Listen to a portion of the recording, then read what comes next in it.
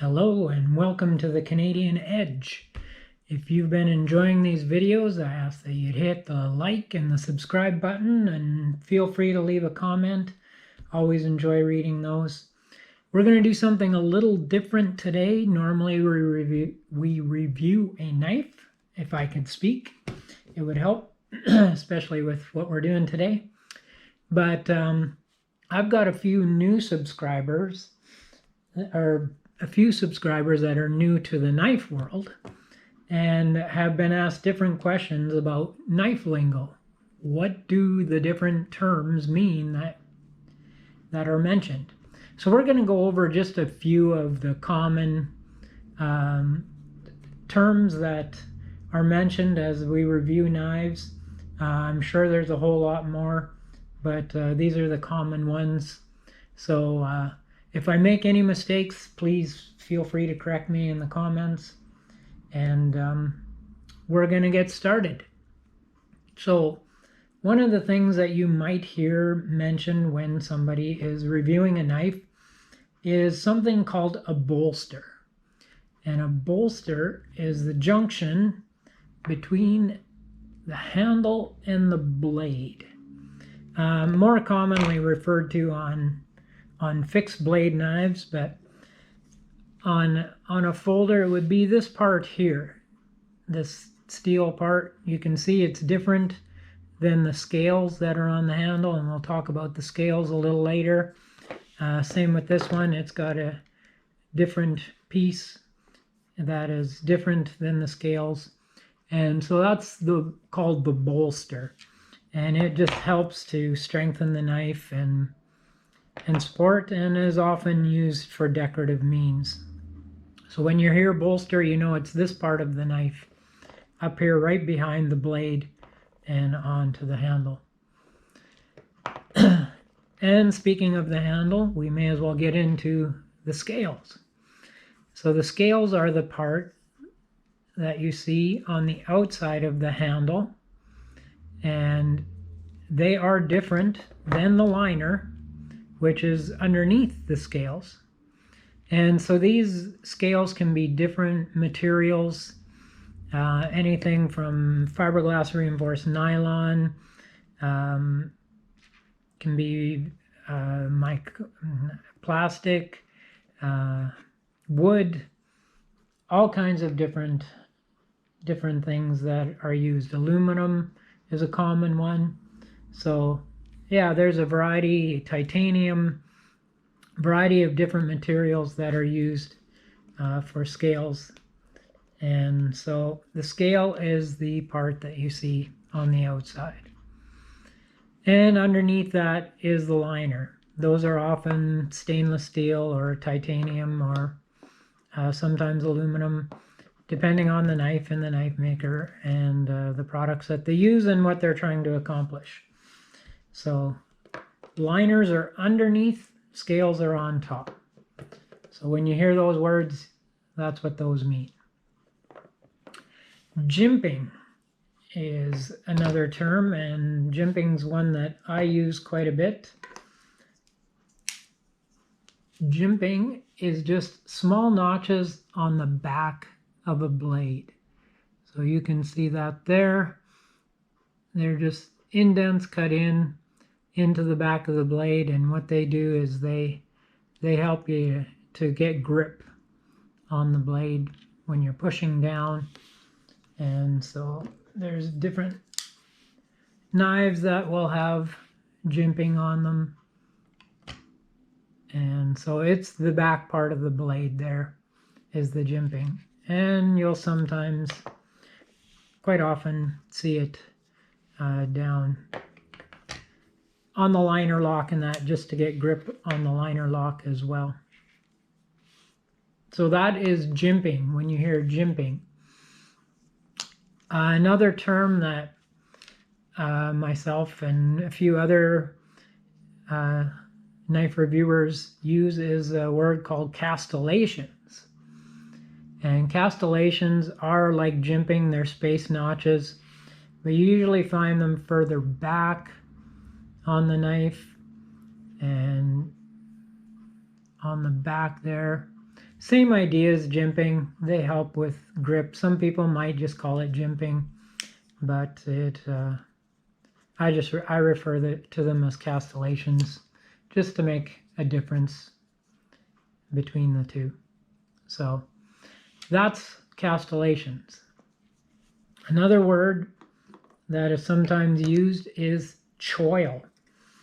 And the choil is the unsharpened indent on the blade where it meets the handle.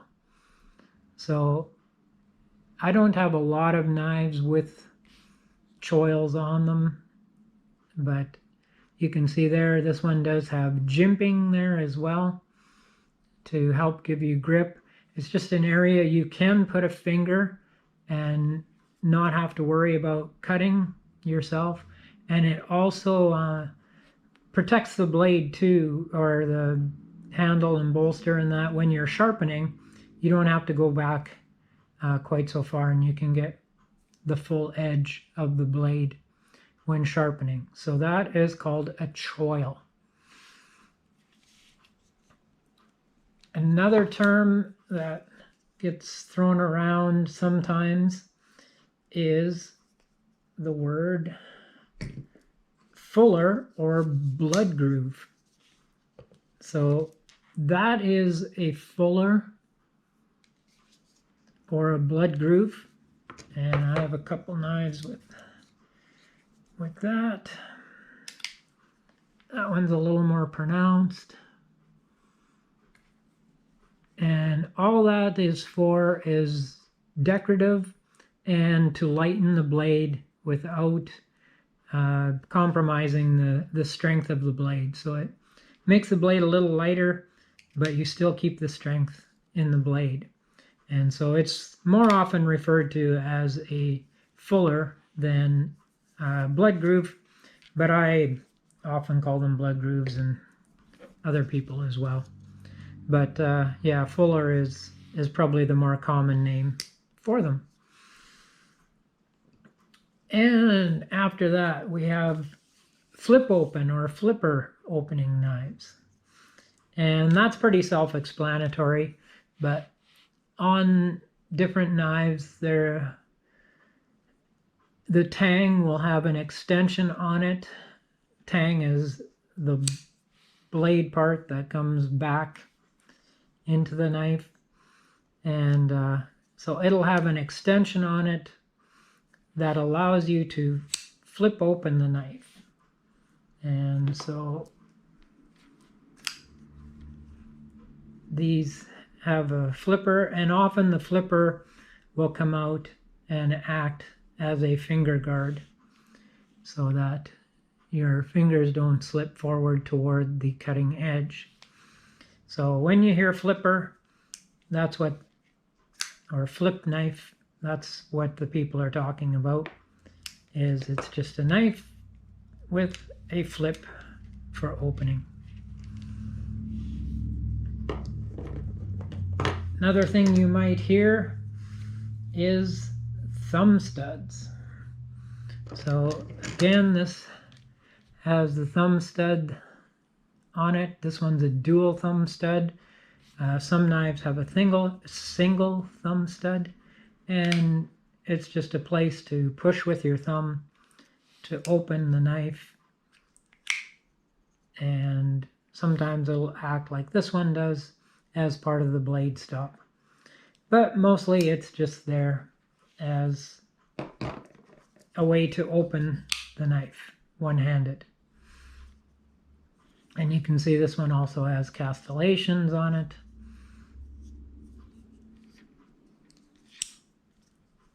And it could be a flip open as well. So some knives will have a variety of ways of opening them. The most common are thumb studs and flip. Some knives like the Benchmades and the Spydercos, you'll see instead of a thumb stud, they have a hole, which does the same thing, allows you to put your thumb in there and open the knife one-handed. With these ones, you can also flip them open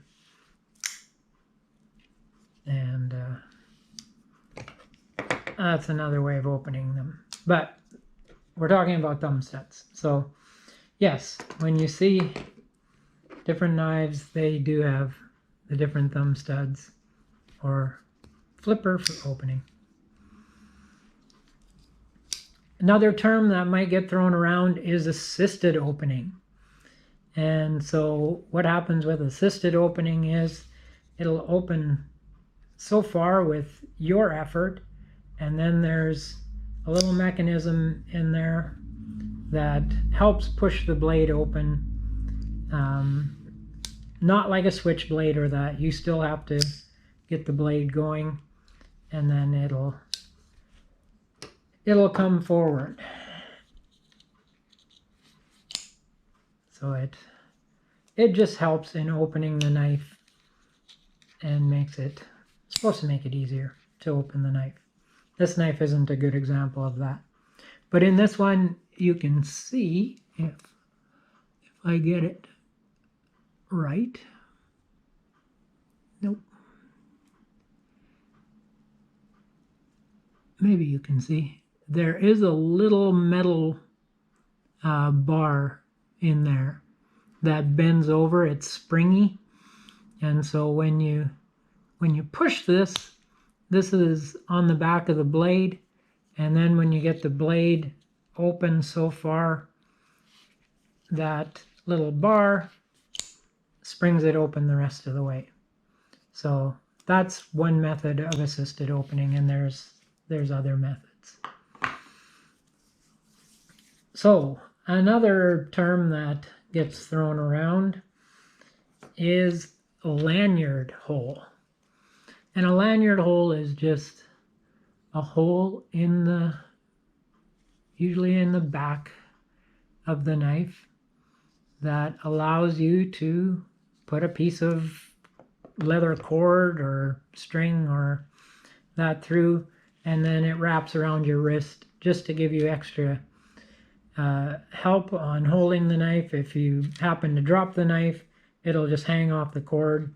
If you're working in precarious places, like if you were climbing or I don't know, working on as a power line repairman or something like that, where you're up high and you don't want to risk losing your knife, you might want to put a lanyard on it just in case you do drop your knife, it's still hanging on. So that's lanyard holes that you'll find at the back of the knife. Another term that you'll sometimes hear is a thumb ramp.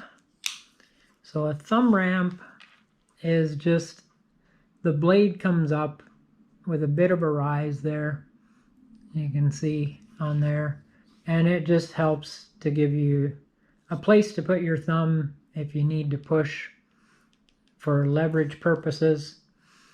So yeah, that is a thumb ramp. If you hear somebody say thumb ramp, that is what they're talking about. Just a rise in the blade. This one's a little more pronounced just because of the style. You can see it goes up quite a bit and gives you a place to push with your thumb.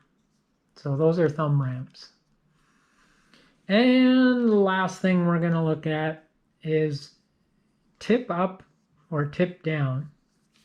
You might hear that from a lot of people as they talk about a knife. It just refers to the way that the tip is pointing when it's in your pocket. So this knife, because of the pocket clip, is situated at this end of the knife. It would be considered a tip down carry because the tip of the knife is at the bottom of the pocket clip. So if it's sitting in your pocket, it's sitting that way.